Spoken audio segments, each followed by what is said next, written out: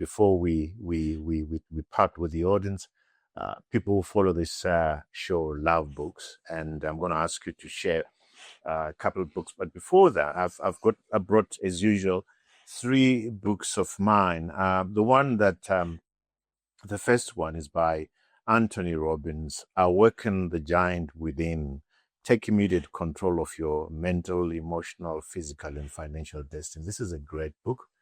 One thing that this book has taught me, quite a number of things, but one thing that has taught me is to have a gratitude list that I reflect on every day. And what that gratitude list does is that it brings within me the positivity, the gratitude of the things that I've been able to achieve. And it makes me ask the question, who did I help yesterday? Who did I help yesterday? So great book, this. Then T.D. Jakes' book, Crushing God Turns Pressure into Power. I was reminded reading the Bible this week that had the Christians not been persecuted in Jerusalem, they would not have gone to Judea and Samaria. They would not have met the eunuch from Ethiopia. Yeah. It was because pain was brought upon them and ran away. Moments of crushing are moments where we pick up ourselves and learn quite a number of things. I've found in my life that sometimes the most difficult periods of my life, the most painful seasons of my life, are the seasons that draw me closer to God. And my intimacy with God exposes me to amazing things that the Lord has. The other book that I recommend, I know a lot of people have read it, but some people haven't read it yet. It's Atomic Habits by James Clear. Habits make character, character make the person that you are. So this is a great book that I recommend. We talk about nation building. Nation building starts with you. Yeah. You got to build yourself. You got to lead yourself. So as far as that is concerned, for me, this is a very important book. Bishop, what books did you bring? We both read the Holy Bible. You do it better than I do twice a year. Speak to me about your books. I didn't bring books from the UK. I would have, had I known I was going to be speaking to you, I would have brought some of my, latest. But I looked at my library here. I picked 3. My utmost for his highest.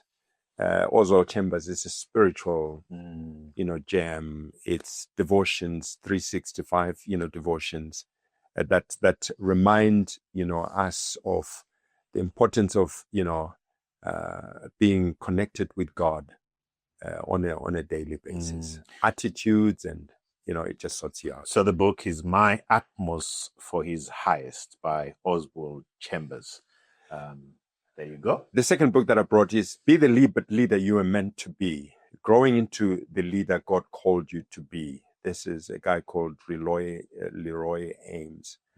A book that I read at the beginning of my journey with God, and I go back to from time to time to check my attitudes as a leader. The whole thing of servant leadership, working with other people and all that.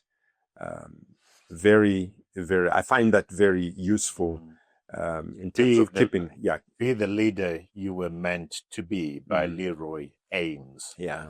Thank you for that. And then here is a third one that I think, many people may identify with, a guy called Robin Sharma, The Leader Who Had No Title. I'm sure you've come across that. Yes, I have. I mean, powerful book, where we're not waiting for a title, but we're taking the responsibility and we're leading from behind. And sometimes we don't need titles. No, we don't. We just do the work. Yes, we just do the work. So, a very good book. Fantastic. The Leader Who Had No Title, from the guy who gave us The Monk Who Sold His Ferrari. That's Robin Sharma.